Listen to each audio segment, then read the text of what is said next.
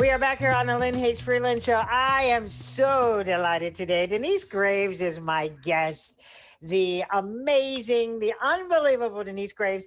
And she is here for a specific reason. So last segment, we talked about the National Opera House, which I guess a lot of Pittsburghers know about just because we've always heard the stories.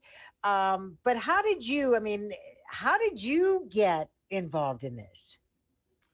Back in 2017, I was here with the Pittsburgh Opera.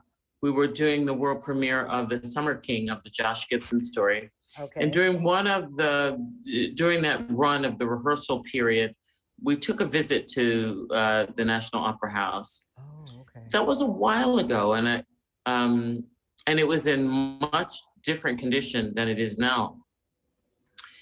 Sort of forgotten about it. Didn't know anything about any efforts to restore it or anything like that. We just sort of drove by as a monument. Like that's the first home of, the National Negro Opera House. And it wasn't until last year, actually, the end of last year and around Christmas time, that I heard and saw a report about Mary Cardwell Dawson's house.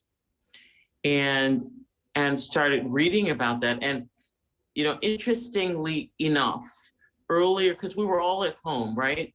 And just about a year ago, Francesca Zambella, who is the artistic director for Washington Opera and also for the Glimmer of Glass Summer Festival, got in touch with me. She said, there's something I want to do. I've always wanted to do a one-woman play. She said, I'd like to do something like that with you. I said, okay, great. Yeah, let's do it, whatever. Mm-hmm. And then she called me back some weeks later. She said, you know what I've been thinking? I've been thinking about Mary Cardwell Dawson. Do you know who she was? I said, no. And she said, well, read about her and I'll get back in touch. Months went by. I'd forgotten all about it until last year, around Christmas time. And I saw this report and I said, wait a minute.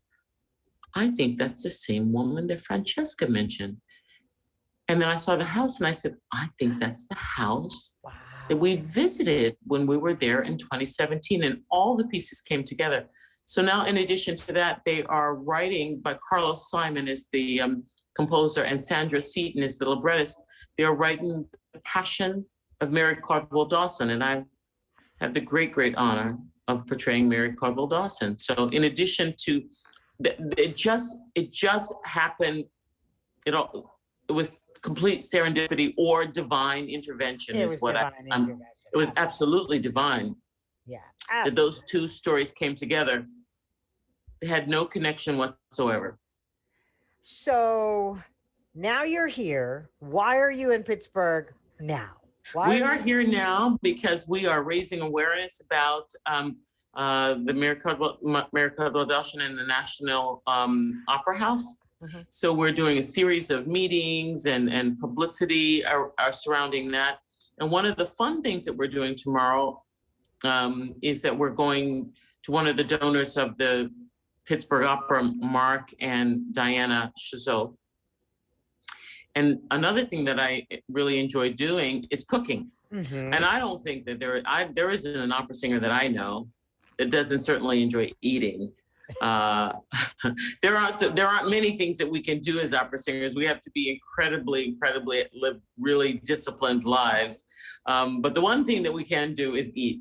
And we enjoy that usually, after performance. But so I enjoy cooking, and I am also on faculty at the Juilliard School and also at the Peabody Conservatory. And oftentimes when my students were having a recital or getting ready for an audition or a tour or something like that, I would cook a big dinner and have everybody over, and we'd sing through their material and work sort of a masterclass situation. So they all knew that about me. And one of the things that was also created during COVID was this cooking show that we started called Cooking with Denyce. So Pittsburgh, and it's a lifestyle show where we work with other artists from their homes and we cook together simultaneously. We talk about the business, we talk about their projects, what they've got going on. And usually sometimes they'll we'll prepare the same dish or we'll prepare something different together. And it's been received with a great amount of enthusiasm. So we're so happy and pleased about that. But Pittsburgh Opera got in touch with us just before Christmas. They were doing a silent auction. They said, what we would like to do is we would like to auction off your cooking show for one of our supporters, so that, you know, it's something fun that we'll do, and you'll cook in your kitchen with, you know, one of our donors. I said, absolutely, sure, happy to do that. Mm-hmm. Well, that was Mark Chazot and Diana Reed Chazot, and they won the silent auction. And so Mark said, well, why don't you come to our home and do it? I said, well, we've never done that before. We've never taken the cooking show on location before. And certainly in this particular time with COVID, but we've all been vaccinated now, and we still practice the safety protocols. But in any case, all of this was happening at the same time with the Opera House. And we thought, well, that will be a great occasion for us to come and do publicity and to really launch this campaign of, you know, rescuing the National Opera House. And we can make it a lot of fun at the same time, and delicious too. So that's one of the events that we're having. Will be 2 episodes of Cooking with Denyce in their home, with different opera singers. The first one is Angel Blue, who's a real luminary right now in the business, and then the other 6 women who are in the chorus from the Metropolitan Opera. So we're looking forward to it. And they share some recipes that are important to them or that have been passed down through their family. And we make them online, as I said, each person in their own kitchen, and we're chatting about the business. Sometimes we sing, you know, sometimes we show a video of somebody singing. It's all very spontaneous and so much fun. And by the end of last season, and we hadn't even planned that, we had over 250,000 viewers. So it was received very well, and we've been having a great time with that.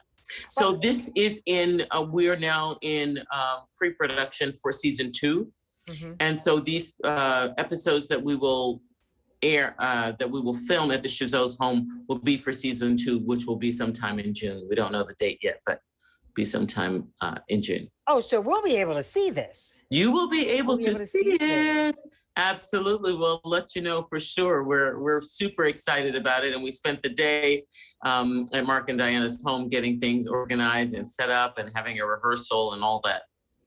So you will certainly be able to see it. And again, we will have there a small audience. We'll have a live audience. We'll actually prepare for the audience, and we'll talk about the National Opera House.